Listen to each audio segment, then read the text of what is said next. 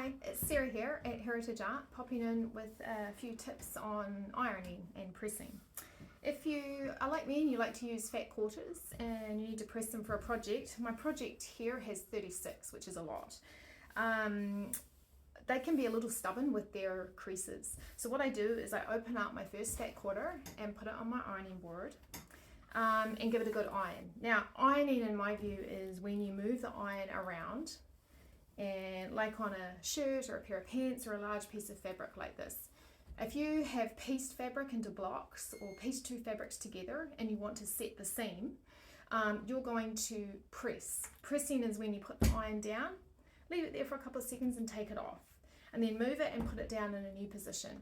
If you iron, which is moving the iron around on your seam, you risk distorting that, and that can have quite a big impact on the size and orientation of your block, which we don't want. But for fat quarters, we can move the iron around. So I iron the fat quarter. Don't be afraid to use some water.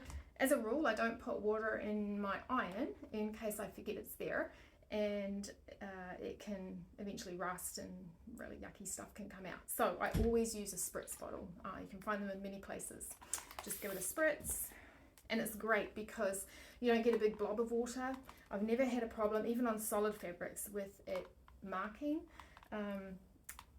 which is great. So it's a really favourite tool of mine. Right, so I've ironed my first fat quarter. I'm going to take the next one and put it straight on top. Now some shops will give you the name of the fabric on a little sticky, which is really helpful. I just remove that and put it on the selvage, because if you leave it on there and press it, the adhesive on the backing can mark your fabric, which we don't want. So make sure it's pressed well stuck well onto the side of the fabric.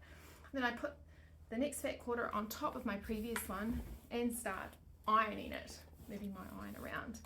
Again, giving it a press.